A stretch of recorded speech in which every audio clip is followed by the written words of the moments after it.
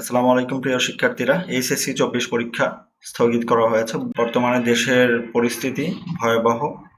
স্বৈরশাসক হাসিনার পতনের পর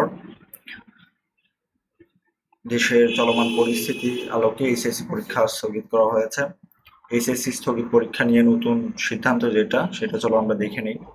ছাত্র জনতার আন্দোলন ও এ নিয়ে চলমান সহিংসতার জেরে স্থগিত হওয়া এইচএসসি ও সমমান পরীক্ষা আগামী 11 আগস্ট থেকে শুরু হওয়ার কথা ছিল, কিন্তু বিভিন্ন থানা ও ট্রেজারিতে সংরক্ষিত প্রশ্নপত্র পুড়ে গেছে।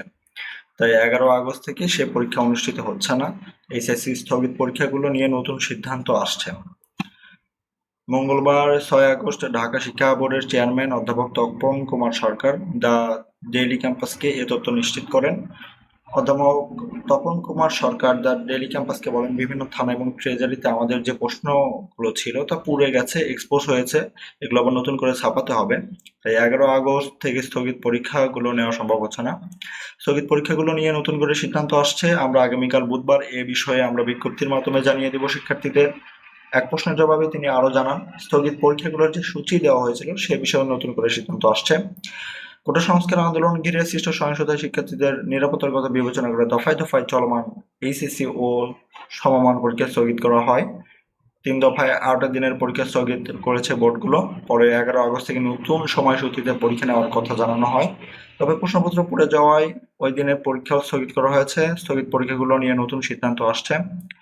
গত 30 জুন এইচএসসি ও সমমান পরীক্ষা শুরু হয়। চলতি বছর 9টি সাধারণ শিক্ষা বোর্ড, কারিগরি শিক্ষা বোর্ড, মাদ্রাসা শিক্ষা বোর্ডের অধীনে মোট পরীক্ষার্থী 14,50,790 জন। অর্থাৎ এইচএসসি পরীক্ষা কিন্তু সম্পূর্ণ স্থগিত করা হয়েছে, যেহেতু প্রশ্নপত্র পুড়ে গেছে। অতএব খুব শীঘ্রই যে তোমাদের এইচএসসি পরীক্ষা আবার শুরু হবে এমনটার কোনো সম্ভাবনা কিন্তু নেই। সবকিছু আবার নতুন করে করতে হবে, প্রশ্ন তৈরি করতে হবে, প্রশ্ন ছাপাইতে হবে, তারপরে পরীক্ষার ব্যবস্থা করতে হবে। অর্থাৎ দীর্ঘ সময়ের কিন্তু ব্যাপার এইটা।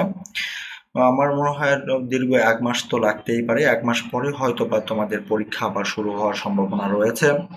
তারপরেও তারা যে সিদ্ধান্ত জানাবে সেটা আমরা ভিডিওর মাধ্যমে আবার প্রকাশ করার চেষ্টা করব। তোমরা আমাদের চ্যানেলটি সাবস্ক্রাইব করে রাখো, নিয়মিত ভিডিও পেতে চ্যানেলটির নোটিফিকেশন অন করে রাখো।